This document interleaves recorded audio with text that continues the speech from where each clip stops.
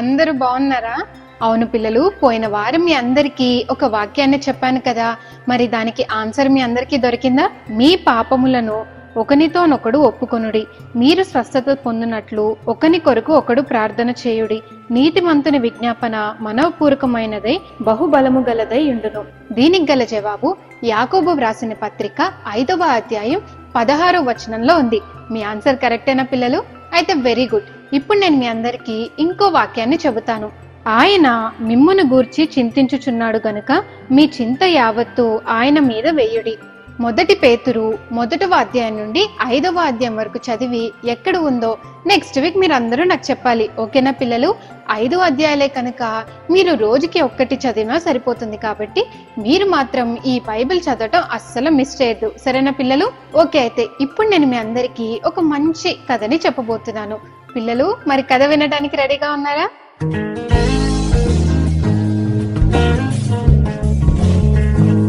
చాలా కాలం క్రితం అలెగ్జాండర్ అని ఒక గొప్ప మహారాజు ఉండేవాడు. అతని దగ్గర చాలా ఆస్తి, డబ్బులు, కావలసినంత మంది పనివారు, పెద్ద ప్యాలెస్ అన్నీ ఉండేవి. మరి రాజు అంటే అన్నీ ఉంటాయి కదా, అలాగే ఈ రాజు దగ్గర కూడా ఏది కావాల్సి వస్తే అవన్నీ ఉన్నాయి. అలాగే ఆయన దగ్గర కొంతమంది పనివారు ఉన్నారు. ఆ సర్వెంట్స్ అందరూ చాలా చక్కగా పనిచేసేవాళ్ళు. అంతేకాదు అలెగ్జాండర్ వారికి ప్రతి నెల ఇచ్చే జీతాన్నితో వారు ఎంతో సంతోషంగా పని చేసేటప్పుడు కూడా ఒకరితో ఒకరు ఎంతో సంతోషంగా ఉండేవారు.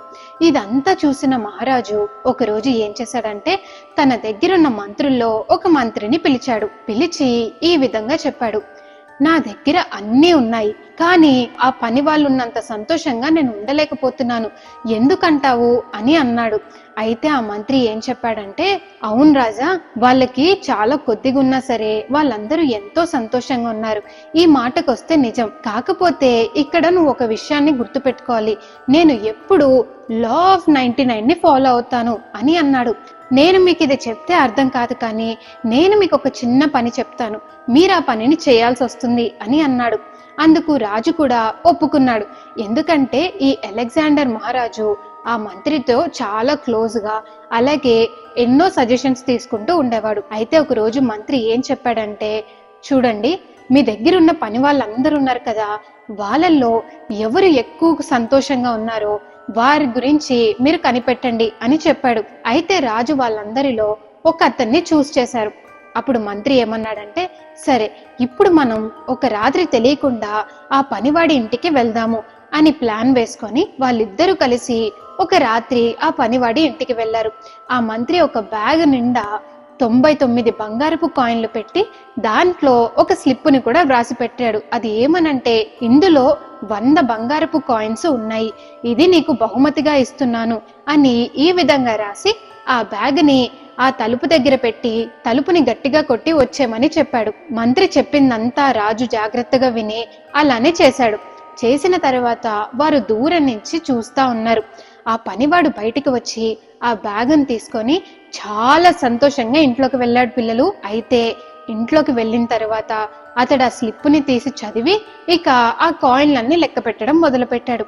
అయితే అందులో 99 ఉన్నాయి. అప్పుడు వెంటనే అతడు ఏమనుకున్నాడంటే, నేను సరిగ్గా లెక్క పెట్టలేనట్టుంది, నేను మళ్ళీ లెక్క పెట్టాలి అని చెప్పి అలాగొక 5-6 సార్లు లెక్క పెట్టాడు.